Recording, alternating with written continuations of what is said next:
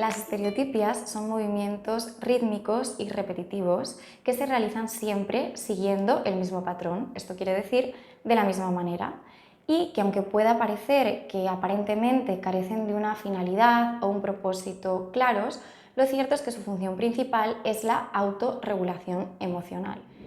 Las estereotipias son frecuentes en población neurodivergente. Concretamente, hoy vamos a hablar de su presencia o su aparición en el trastorno del espectro del autismo o TEA, pero en cualquier persona, en el día a día, podemos ver ejemplos de estereotipias. Por ejemplo, cuando estamos muy nerviosos por algo y empieza a temblar nuestra pierna y a moverse de una forma constante, o movemos nuestro boli, jugamos con nuestro pelo, todos estos movimientos son ejemplos de lo que teóricamente podría definirse como una estereotipia. Como decimos, las estereotipias tienen una función muy importante, pero durante mucho tiempo se pensó que esto no era así, es decir, que las estereotipias no eran funcionales, carecían de función. Por tanto, el trabajo que se hacía con ellas consistía en eliminarlas. Pero esto se ha visto que es un error, porque como bien hemos dicho, las estereotipias tienen una función autorreguladora, que parte de una base sensoriomotora. ¿Y qué pasa, por ejemplo, en las personas con TEA? Pues lo que pasa es que las personas con TEA procesan la información de una manera diferente y por tanto la información sensorial también va a ser percibida de una forma distinta, habiendo situaciones que se procesen de una manera excesiva o muchas veces insuficiente, provocándose una sobreestimulación o por el contrario una baja estimulación. Y aquí es donde aparecen las estereotipias para ayudarnos a regularnos en esas situaciones.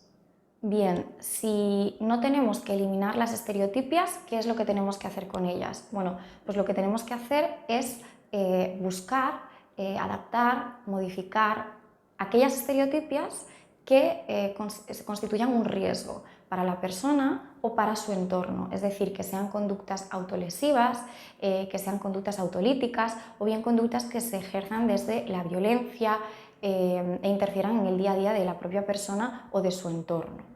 ¿Y cómo vamos a hacerlo? Bueno, pues buscando cuál es su origen, cuál es el contexto en el que se dan, qué estímulos están presentes, qué personas están presentes en esas situaciones, en qué situaciones se dan. ¿Por qué? Porque si conocemos ese contexto, pues vamos a poder trabajar respecto a los diferentes aspectos que se encuentran dentro de él y que provocan esa desregulación. Si nosotros no conocemos el contexto en el que se dan estas estereotipias y la persona necesita de esta regulación, al final no estamos ayudando a la persona, porque de alguna manera el contexto que va a provocar este malestar y esta desregulación va a seguir siendo el mismo y por tanto los estímulos que provocan el malestar van a seguir presentes. Si además quitamos ese recurso autorregulador, y quitamos esas estereotipias, lo que estamos haciendo pues es quitar a la persona de esa capacidad para poder regularse en esa situación. Y lo que ocurrirá es que van a aumentar en gran número esas conductas autolesivas que intentamos erradicar. Si bien es cierto que hay algunas conductas, algunas estereotipias que no suponen un riesgo para la persona o para su entorno, pero que son bastante visibles o llamativas y en ciertas situaciones van a poder provocar episodios de rechazo social. En este caso, sí podríamos intentar modificar y sustituir estas estereotipias por algunas conductas que sean alternativas y que ayuden a la persona a conseguir la misma sensación y a poder autorregularse sin que esto genere esa consecuencia social negativa.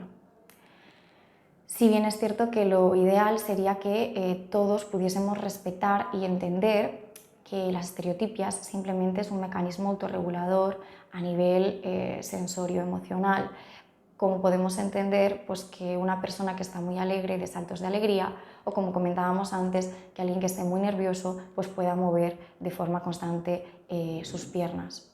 Pero queda mucho trabajo por hacer hasta llegar hasta aquí y hasta que esto no sea posible tenemos que intentar dotar a la persona de herramientas y de estrategias que le permitan adaptarse a su entorno de la mejor manera posible.